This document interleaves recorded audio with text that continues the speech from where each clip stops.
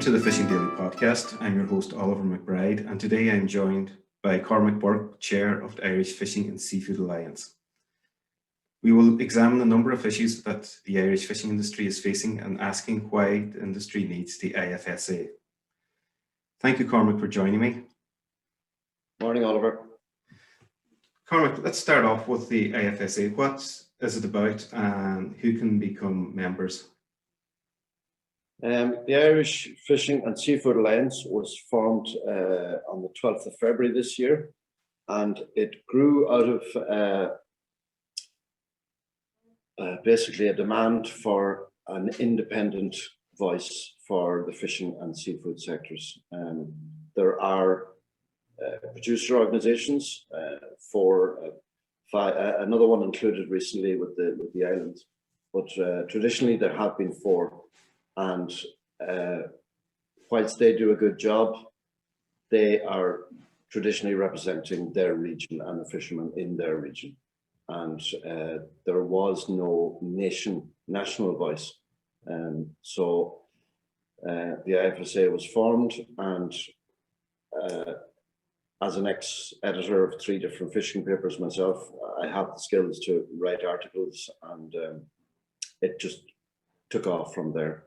And it's been well received, and maybe not by the minister, because he continues to attempt to dismiss this organisation, even though it's now grown to be much bigger than any of the existing organisations.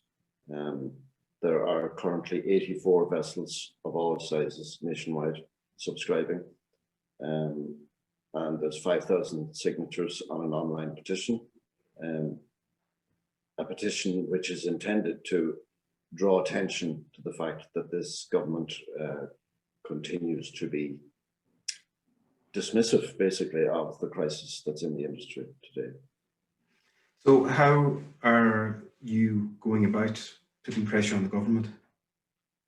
Well, I'm churning out articles on a fairly regular basis. There must be about 60 articles done so far. Some are just general news type things, and others are very hard-hitting articles putting questions directly to the minister on a range of issues that are generally not brought up in the national media. Shall we say awkward questions with regards to the management or mismanagement of the fishing industry. One of those organisations that seems to be able to escape scrutiny from the government is the SFPA, the Sea Fisheries Protection Authority. And it's been declared not fit for purpose, it's been declared incompetent. Yet now we see the EU Commission and the DG McBride and the government still supporting it. Do you feel that these departments and organisations and commissions and everything else, do you feel that they're not listening to what Irish fishermen want? Well, it's even worse than not listening, Oliver. It's you know, there has been a very, very poor relationship for a long time between the SFPA and the fishing industry, because fishermen feel that they're constantly under an attack and being hampered at every turn. And I mean, it used to be a joke that, but now sadly it's true, that every skipper of every vessel needs a solicitor on speed dial, because it's difficult to go to sea these days without breaking some law. And as for DG McBride, you know, on a personal note, when I was editor of one of the fishing papers, I got an interview with the head of DG McBride some years ago, and afterwards I was accidentally copied in an email, an internal email that described me to the EU Commission as the most dangerous journalist in the industry. You know, which I take as a kind of a compliment, but it shows that anyone who's asking awkward questions is considered a threat to the system, and that applies both in Ireland and in DG McBride. The SFPA, there has been 3 independent reports in the last decade through government reports, which have cited the SFPA as being dysfunctional, incompetent, not fit for purpose. And yet they continue to go along, and they're increasing their staff numbers from 76 to 155 in the past 12 months. You know, and so, you know, I'd like to say at this point, not all SFPA officers are the bad guys. There are decent people working there, but they are following a system, you know, of control, and they're following their instructions. And that instruction seems to be, at all costs, make life awkward for the industry. And the weighing, the weighing debacle that we see now, I mean, that's a case in point where certainly in the pelagic fish, where Ireland had a derogation that fish could be landed at the pier in tankers with chilled water, taken up to the factories, and the weighing is done up to 5 times at different stages during the processing system and under CCTV. And the SFPA eventually made comments in an EU audit report to signify that they would no longer do this in the factories. And lo and behold, the outcome of the EU audit report, which the industry has still not been seen, not been shown, said that the weighing in the factories can no longer take place, and it must be done at point of landing. Now, the damage that this would do to pelagic fish in dry weighing fish, in other words, not in the medium or chilled water, drying weighing fish to get a net weight, it's going to destroy the quality of the fish. There will be blood spots on the fillets. The processing factories will lose money. It will now become a second grade quality, which just a huge, big, long chain, which is going to impact on the value of the fish. And I think that when the SFPA pushed for this, they thought they would just be hitting at the pelagic industry. But in fact, the ramifications of this were that you can't just do an on-the-pier weighing system for pelagics. You have to do it for everything, which now means that the whitefish men who come ashore with a couple of 100 boxes of quality prime whitefish, which is boxed and iced and chilled, now has to tip this out on the pier, remove the ice, repack it. And I'm told by a processor in Cork who did a test recently that when the fish were taken from the hold of the vessel, they were 0 degrees. And within 20 minutes of sitting on the pier without ice on them, they were up to 6 degrees, +6. And by the way, that's before the nice warm weather hit. That was just normal weather. So you can see the impact, the obvious impact on the quality of fish. So,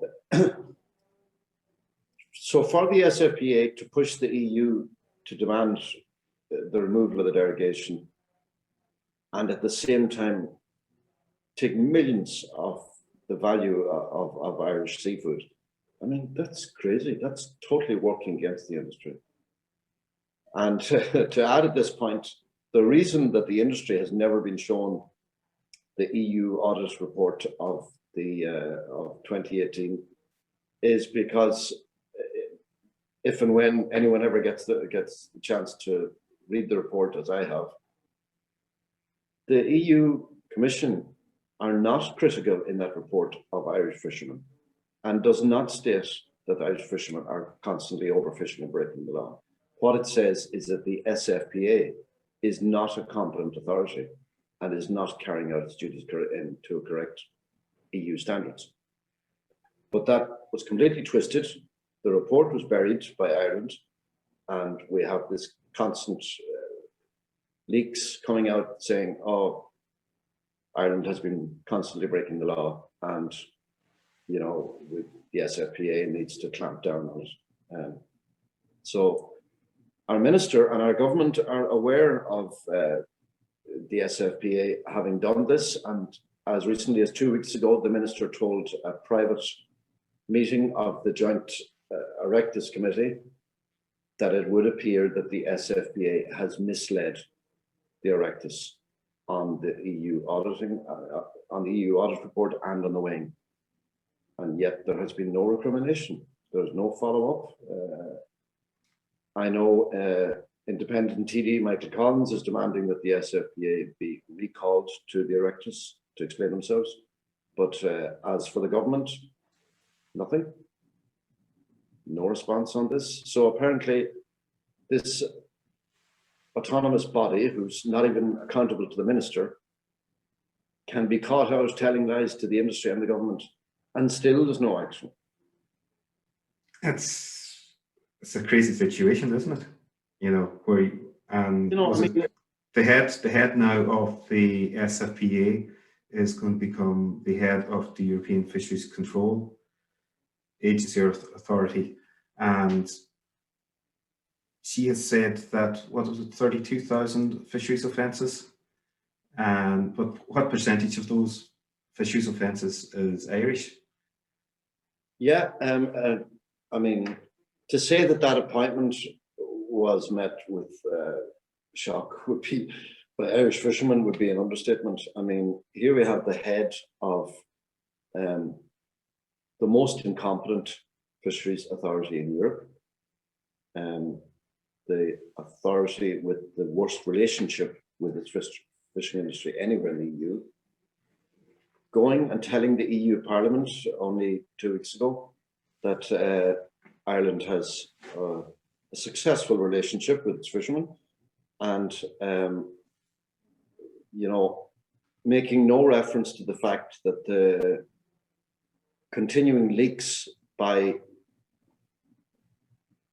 about the EU audit report, leaks to the media, and I'll use the term leaks very loosely here because, as was well pointed out, if the fishing industry did not have access to the report, that means nobody in the fishing industry leaked this. You can only leak information that you have. So let's call a spade here. The Department of Marine and the SFPA are the only two people who could have leaked any such information. But the so-called leaks were regurgitating for the last 5 years stories about Ireland is overfishing, Ireland is facing €40 million penalty from the EU for infringements. But now, since we have the head of Ireland's SFPA is now the head of the European Fishing Control Authority, I would very much like to see the figure she told the EU Parliament 2 weeks ago was that there was 32,500 infringements in the EU fishing sector last year.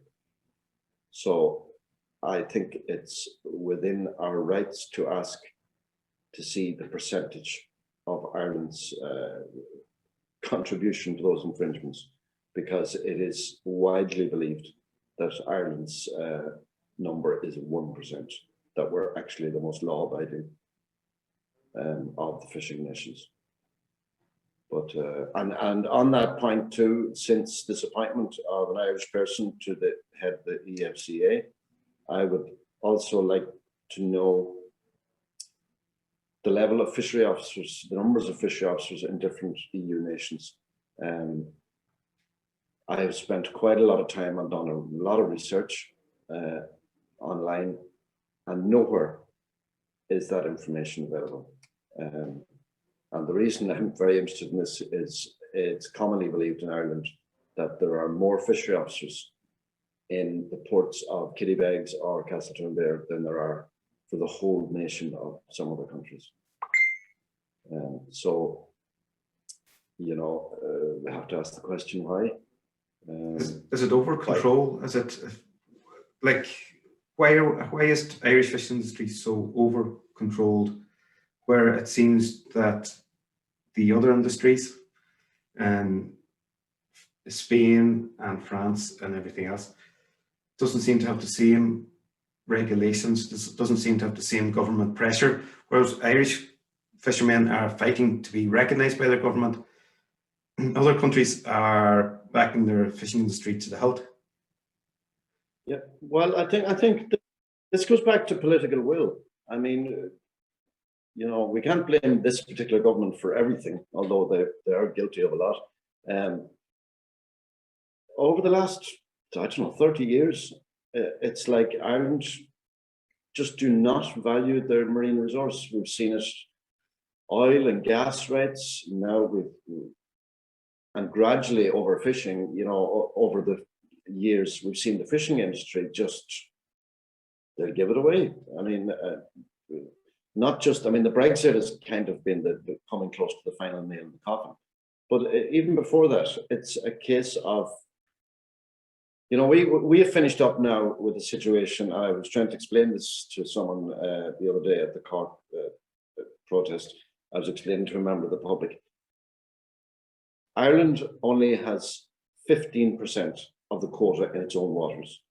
And to simplify that, if you were to look at a soccer pitch, a football field, and say that represents Irish waters, the bit that we're allowed fish in is one penalty box, a penalty box at either end. That's the bit that we're allowed fish in our own waters. And, you know, I think even the public who have been fed propaganda, anti-industry propaganda for so long from an anti-industry media, I think even the public at this stage are starting to say, my God, really? Are we, you know, we just get one little penalty box out of a whole football field in our own waters? And, you know, that's something our minister and our government should be just ashamed about. Never mind saying, oh, hard luck, lads, Brexit was a raw deal. And again, now with the Norwegian macro thing, saying, oh, well, we have voiced our concerns. We're gone beyond voicing concerns here. We need some fire in the belly. We need Ireland as a whole to start. And by the way, I'm not saying, you know, burn lorries or whatever, but certainly we need to see action from our government. You know, it's if you'll pardon the term, it's shit or get off the pot. They need to start defending their, not just the fishing industry, but the rural coastal regions that are starting to die because the industry is being decimated so much.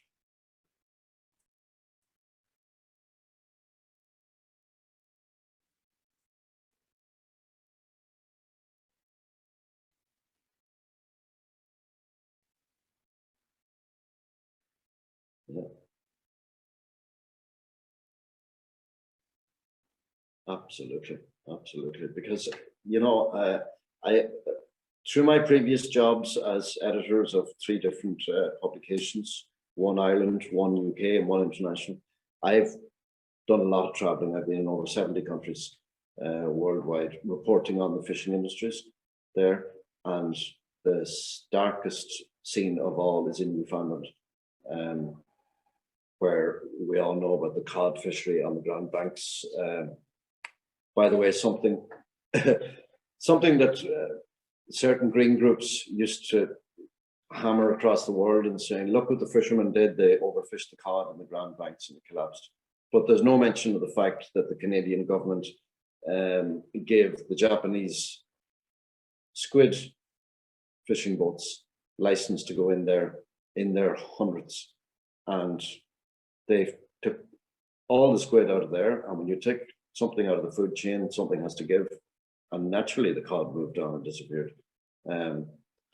But, you know, I mean, if you drive around Newfoundland, there's nothing in the middle, it's just a big rock. So everything is on the coast. And all you see is house after house, village after village, just crumbling and gone. And, you know, a kind of a relic of once thriving small fishing communities, and nothing left now.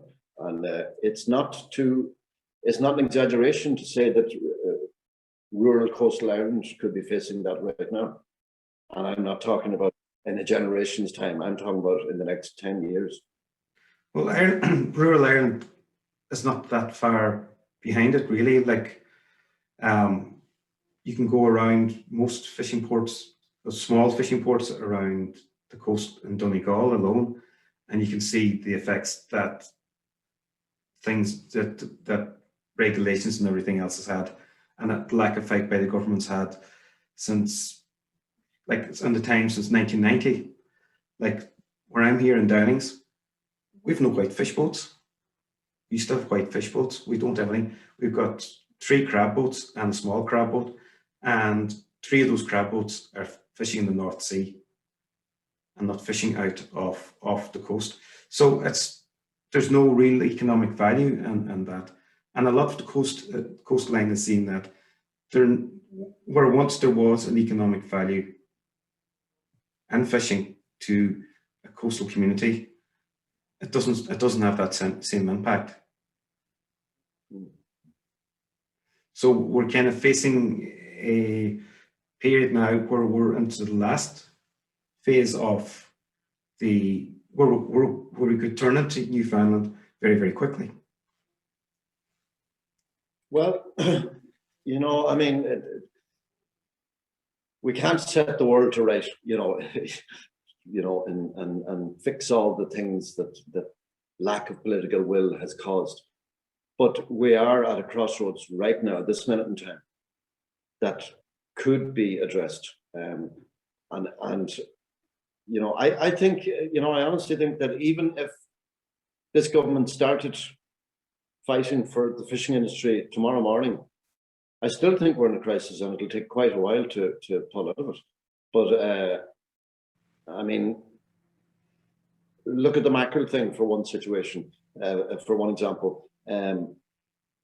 Because of the outcome of Brexit and one thing and another, the mackerel quota is currently around 61,000 tons, I think. It's not many years ago, it was 98,000, by the way. So you could say we've gone a reduction of more than a third in a decade. And now Norway has got fed up waiting for a coastal states agreement. There was previous agreement between the EU, Norway and Faroes, and Iceland also has a mackerel quota that it gave itself, and it refused to negotiate as part of the coastal states deal. But now Norway has decided, okay, we're fed up waiting for this to be sorted, and we're going to give ourselves a 60,000 ton increase from 220 odd to 289,000 tons. And you know, people that don't realize the ramifications of this is because of ISIS and the quotas and others, the pie doesn't get any bigger. So the quotas are the different slices of that pie. So if Norway says we're taking 60,000 tons extra, that 60,000 tons has to be accounted for somewhere else. So i.e. the EU. And given that because of Brexit, Ireland is now the biggest mackerel quota holder in the Western Atlantic, Ireland will again now be paying the price. So will be sacrificed, the mackerel industry, and God knows what sort of a further reduction is now possible. You know, this on top of the fact that as a result of Brexit, the whitefish industry lost 20% of the water quotas in its own water and 5% of quotas outside Irish waters, while the most that any other EU nation lost was 6%. And to clarify something, you see a lot of anti-UK stuff on social media. Brexit isn't the fault of the UK fishermen, because most of them didn't get what they wanted out of Brexit either. And it's more to do with the other nations, the powerhouses in the EU Commission, Netherlands, Spain, France, they all got looked after. And I think it was outrageous that in supposedly representing the EU in the Brexit negotiations, Michel Barnier was not representing the EU, he was representing his fishermen back in France, who lost, what did I say, 5 to 6% of their quotas, while Ireland lost 20 to 25%. Ireland was screwed in that, and Ireland is about to be screwed again in the Norwegian market. So it's, like I said, this government should not only be ashamed of the lack of political will, but they should be alarmed that a whole way of life, Irish traditional life, you know, in a proud, what should be a proud maritime nation, is just being siphoned off. And the EU are taking Irish quota and at the same time handing the Irish government saying, here's some money to decommission some of your boats, so you'll have less boats and to match your less quota. That's not compensation, that's acquisition. The EU are slowly taking and buying off rights in Irish waters. And again, to remind people, unlike some other nations, quota is not a commodity in Ireland. It can't be bought or sold. Quota is managed by the state, but it belongs to the citizens of Ireland. It is a national resource. But at this minute in time, that resource, without any consultation with the owners, which are us, Irish people, without any consultation to us, this government is giving it away. Well, the news came through yesterday that the Faroe Islands has decided to increase their mackerel quota by 60,000 for 2021. Well, I haven't heard the exact figure, but I'm not surprised at that. That'll be another bite out of the Irish. Going back to our pie, the overall quota of the mackerel stock. So if this becomes a free-for-all, does it mean that every time somebody decides, outside the EU decides to give themselves an extra chunk, Ireland is going to be the whipping boy? You know, how long can that go on? You know, and then, you know, and like I say, I'll mention it again because I have quite a few friends in the Scottish pelagic industry. The aim of UK fishermen was not to shaft Irish fishermen. But having said that, there are a lot of foreign interests in the UK fishing industry. And those foreign interests, they certainly pushed hard for more fish in Irish waters. I mean, the fact is that, you know, here we are, we're sitting on basically a gold mine on our doorstep, you know. I mean, 22 million acres of water and the richest waters in Europe, don't mind the EU, anywhere in Western Europe. And we're leaving the door open and saying, come on, lads, come on and fish away. And then we're turning around to poor Paddy and saying, oh, it's tough, lads, you know. I don't know, is there nobody in a position of power that doesn't feel ashamed about this? Is there an attitude in Europe? Is there an attitude in the EU that's that the Irish waters is there to be taken?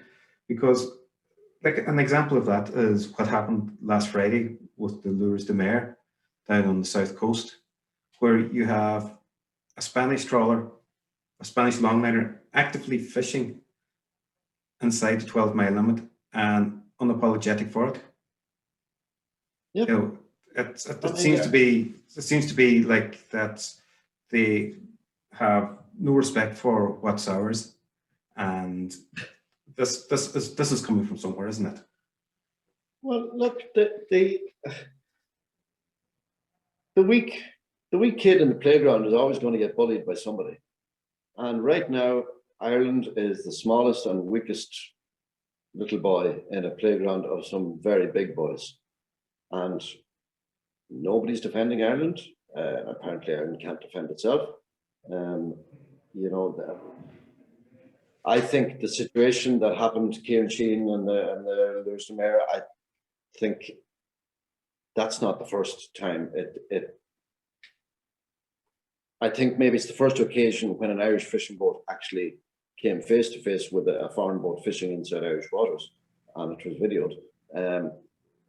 But I think that's been going on for years. These guys, Spanish vessels, any other nation vessels coming ashore to land somewhere like Castleton there, they shoot their gear off well inside Irish waters while they go ashore and land their fish, and they pick up the gear on the way out again. The big point here is, and this takes us back to the SFPA, is we have an AIS system which helps the SFPA know at all times where every single Irish boat is operating. So given patrols, given one thing and another, do you think if an Irish guy was operating in some fishing box that he's not supposed to be in within Irish waters, do you think the SFPA wouldn't be on top of him within ours? That incident with the Lewis-Mayor was reported at 8 o'clock in the morning. 10 hours later, there was a little bit of action from the Navy.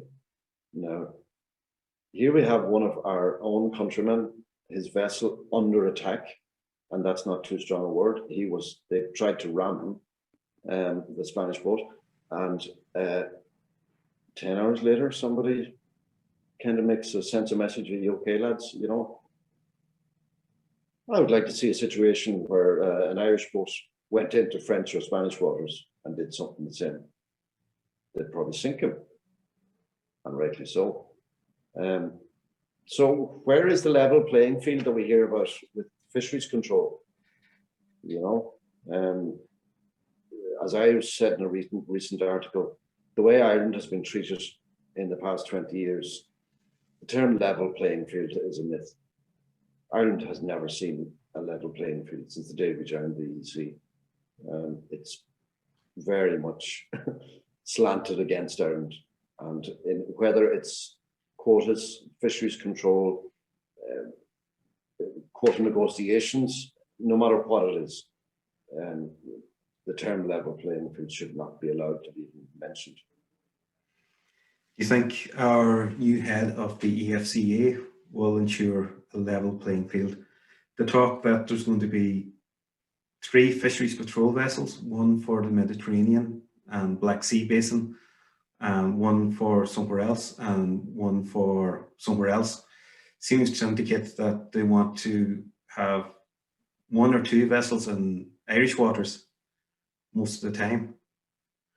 Well, you know, I need to be careful what I say here, because I can get quite annoyed about that situation. But to say that the head of a body that has 3 government reports and 1 EU report stating that it's an incompetent, dysfunctional and unfit for purpose body can then be promoted to one of the most important jobs in the EU.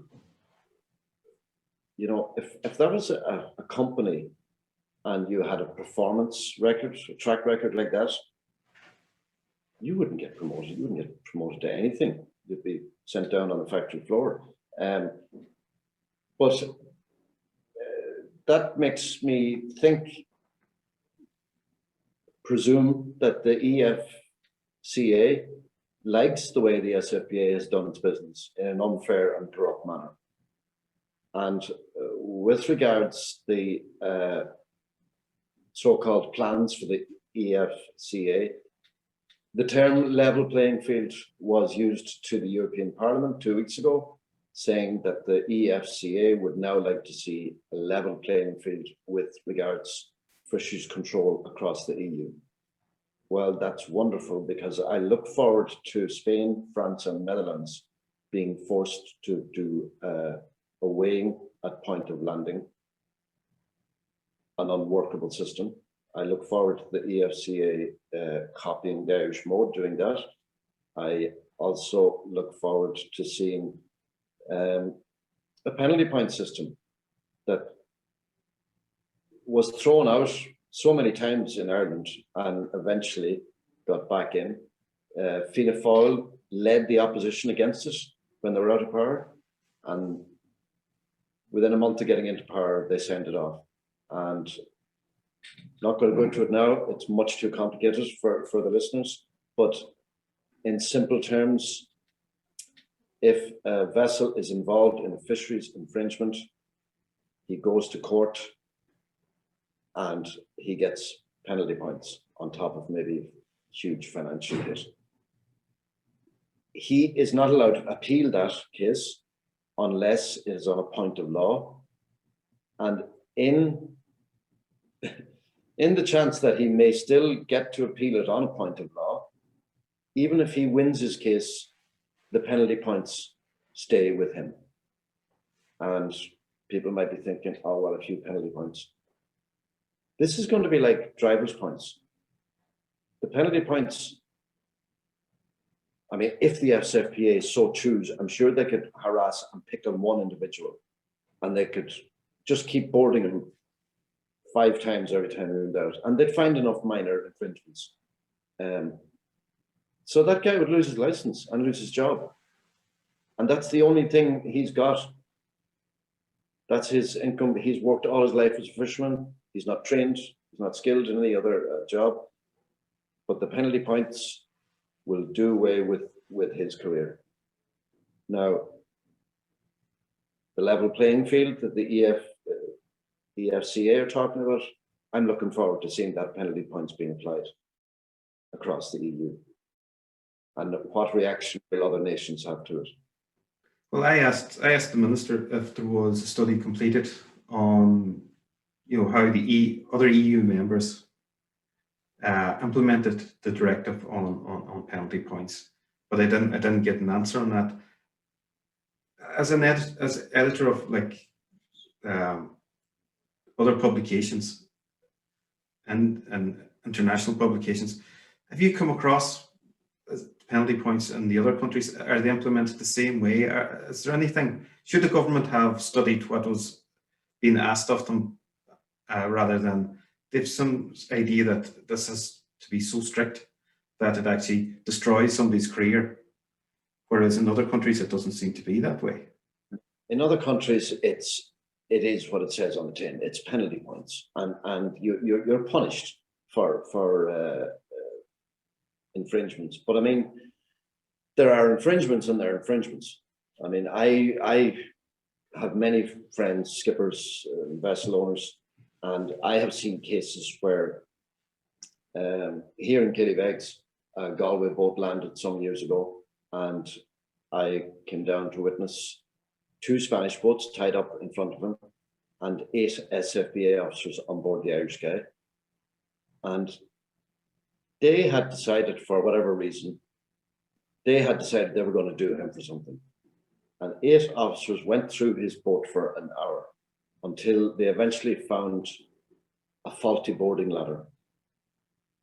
Extremely minor thing. And he was done for that. That was classed as a fisheries infringement. And by the way, just to sharpen the point on the penalty point thing,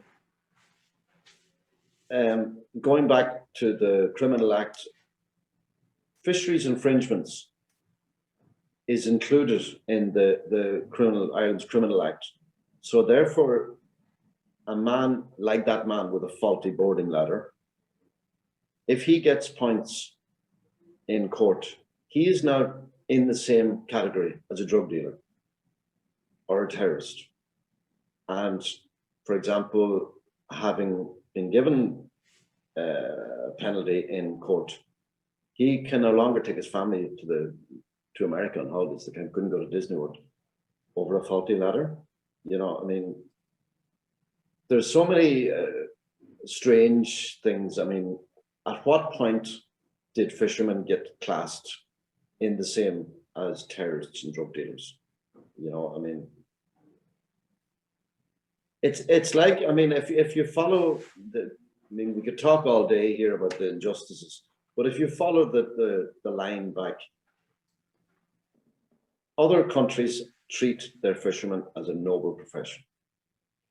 The maritime sector is respected. It's an important tradition. Ireland, for so many years, and I mean most of my lifetime, fishermen, second-class citizens, they're always portrayed as the dodgy, the dodgy characters. They're always up to something. If they see a guy with a lovely new boat, there's an element of jealousy, you know, we'll bloody well take him down a peg or two, you know. But despite the fishing industry maybe only being 1% of GDP, it's an industry that's worth a hell of a lot of money.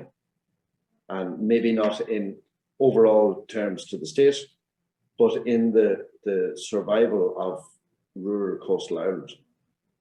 And it is that picture that the government is missing.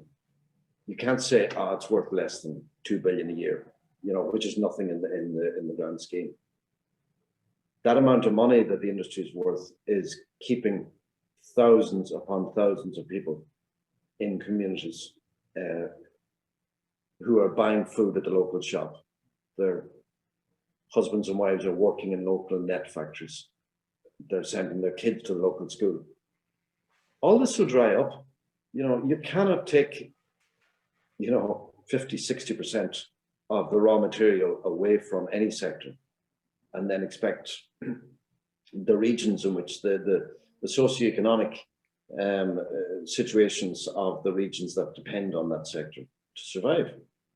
So whether they like it or not, the government will have to start, they'll basically have to grow a pair and stand up to the European Commission.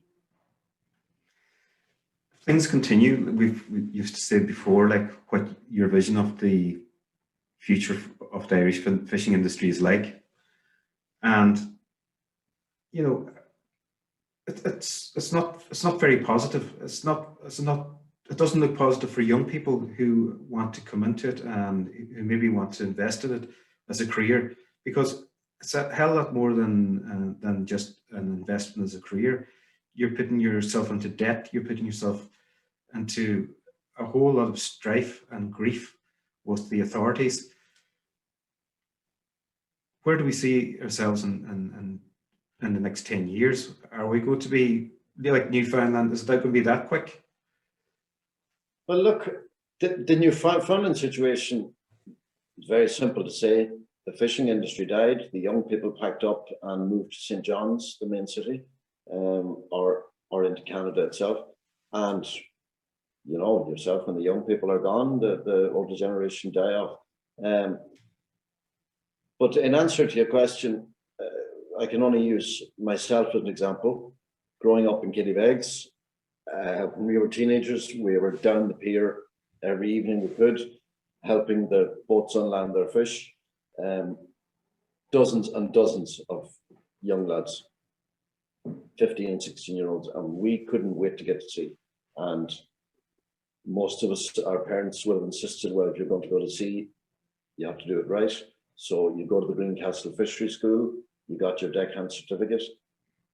BIM were doing an excellent job in turning out young qualified deckhands, and some of them coming back within a very short time to do their skipper certificate.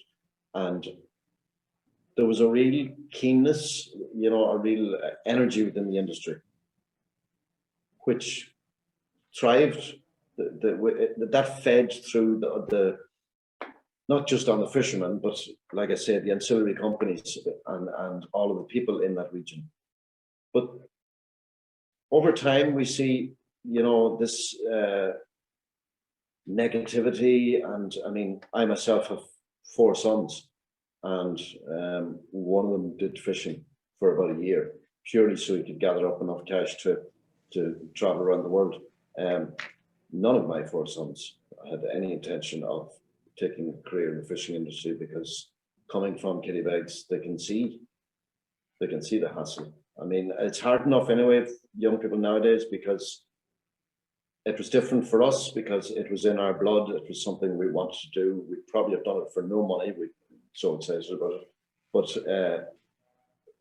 young people are different nowadays. I mean, they're more qualified. They're probably better educated. They can get better jobs that aren't in the most dangerous occupation in the world.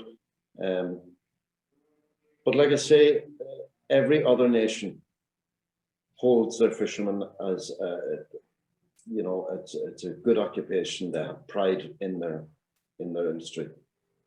It's a dirty word in Ireland. I mean, We should have seen the writing on the wall when about 10 years ago, all government and state bodies started to doctor their press releases. And this goes on today. Have a look at any one. Fishing industry is never mentioned. It's called the seafood sector because that's sexier. You can talk about the seafood sector, and we're boosting exports on seafood. We're importing seafood. We're adding value to seafood. Sounds sexy. It's something you can use in press releases and in promotions and all the rest. But the fishing industry, particularly the catching sector, that's a dirty word because we don't want to show any pride in them because they're all crooks and gangsters. So it's being a journalist, you know, I'm always aware of how things are put across, the subtle wording. And a very good example to explain to anyone is if you watch the RTE or BBC News any 6 o'clock evening, you'll hear a term like, today an 18-year-old youth was stabbed to death by an 18-year-old man.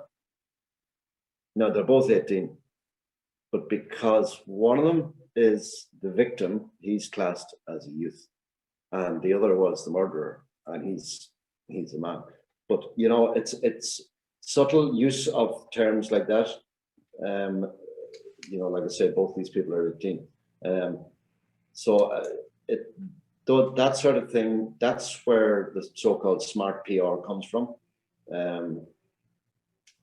And some of the top companies in Ireland, retail companies, would avoid using the word fishing industry. They'll say this seafood is sourced from a sustainable source, you know. They'll never say this fish was caught by some fishermen who had to do a 10-day trip out in terrible weather, you know, threatening their lives off Cork or Donegal or off Clonhead. You know, let's not mention any of that stuff. Let's just talk about the nice, pretty picture of a fillet on a plate. So the future for the industry, in my opinion, you can't keep talking about the doom and the gloom. You know, I mean, there's no doubt we're in a crisis, but there has to be light at the end of this tunnel, or else we may all just pack up tomorrow morning. You know, I think something has to give here. I believe there's talk of a new political party, but which is a good thing. Anything is good. Anything that helps the industry is good. But at the same time, will you get the political will? Will existing independent TVs go as far as to give up their independent status to support such a group? Because a political party like that isn't just going to be the fishing industry. It needs to be to halt the decimation of rural coastal areas in Ireland. So that would take a lot of hard work. Unity in the industry is probably the most important thing right now. People have talked about fighting for the salmon, or fighting for the eels, or fighting for the small inshore, or fighting for the whitefish, or the demersal. There are so many. We don't have a fishing industry. We have a collection of small industries. And the only way to get unity is what the IFSA is trying to do, is to attack the system from the top down. Because we're certainly got nowhere doing it the other way. And the pressure has to continue to be put on government, which, by the way, is why the minister continues to try and dismiss the IFSA as not being a relevant organisation, even though we're far bigger than any other organisation in the country right now. But that's okay. That's not an ego trip on my part, but I think it's a slap in the face to the 5,000 petition signatures and to the 84 vessels that have signed up and the 40-odd companies. You cannot dismiss, whether it's IFSA or anybody else, you cannot dismiss people just because the truth hurts. And like I say, the pressure needs to go on government first,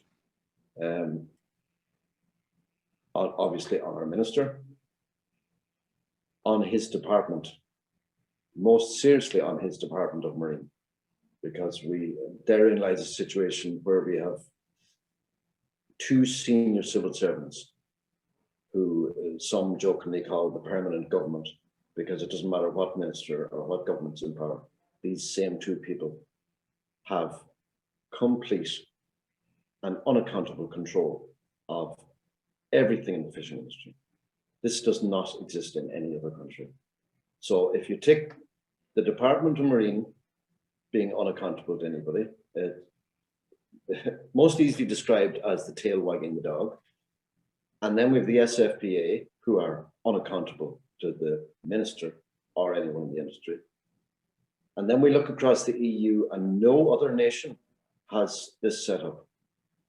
So if someone in the government happens to say, oh, well, we'd love to try and support the industry and help, we don't know where to start. Well, there's your starting point. Your system, the core of how the Irish system is managed, how the information is fed to the media, and how we're perceived by the EU. That's what's wrong with the fishing industry. And the reason we're perceived by the EU as being the weak kid in the playground is because we do not have a government with any political will who will stand up and defend the people of rural Ireland. So what's next for the IFSA? Where are you going to take the vehicle after this? Well, the IFSA, like I said, it's growing day by day. 84 vessels subscribing. I think the next biggest producer, and we're not a producer organization, but the next biggest producer organization has about 50 vessels. So we're far ahead in terms of numbers in that regard. Continuing pressure, like I say, it's the fact that the minister keeps trying to dismiss this organization means I see that as a good sign. Even though several independent TDs are getting annoyed that the minister is dismissing it, I actually see it as a good sign, because it means what I'm writing and the questions I'm posing is making the minister and his department officials very uncomfortable.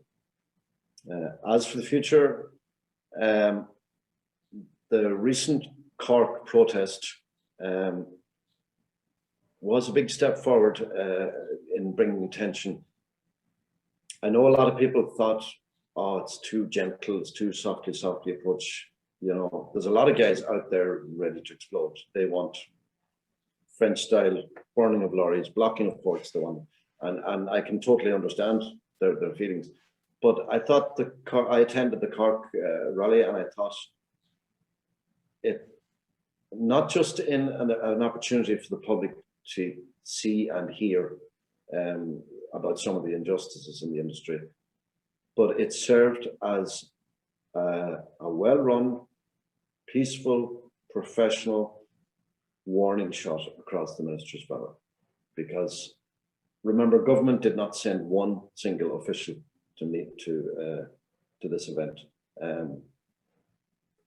There were several independent TDs there, and they spoke and they gave their support. But if and when, and I think it's looming very quickly, a full national protest takes place in Dublin Port, the minister or Micheál Martin will have no excuse to say, oh, well, what's this about? We didn't know this was coming. I think that the industry has just about lost patience. And it isn't just about, you know, I mean, because I live in Killybegs, people might say, oh, it's the big mackerel boats, they're losing quota, losing. This is all of Ireland. It is all sectors of maritime community. You know, like I say, it goes right down to the person who runs the local corner shop. All of these people are going to lose 50% of their business. And you can't just have a government that's shrugging shoulders and say, oh, well, lads, the EU said this and the EU said that. Afraid not. It just, this is going to come to a head very, very quickly. Well, Cormac, there's a lot of work ahead. As we know, everybody knows the industry is not just in a great place at the moment. And hopefully the IFSA will push through the message to the government that, you know, fishing does matter. people do matter. Their lives and their communities do matter. And hopefully we'll have you back on again soon, and you'll be able to give us an update of what's happening. Thanks, Yeah, Cormac. thanks very much. And I would just like to add, by the way, that there are other EU nations with a smaller fishing industry than us. And every EU nation has a fisheries minister, except Ireland. Ireland has always had a minister for marine tagged onto agriculture, communications, education, God knows what. It's almost an afterthought that it doesn't matter. I think it's time as an island nation that some government says, okay, we need a minister that is the marine, the maritime, the fishing industry, marine tourism, it is all of these things. But to say, you know, for every government to say, well, it's a secondary issue, it doesn't really matter. It matters. It matters to the people of Ireland. It does. Okay, Cormac, thanks very much. And no problem. We'll chat to you soon. Take care. Okay. Bye. Good luck. Bye-bye.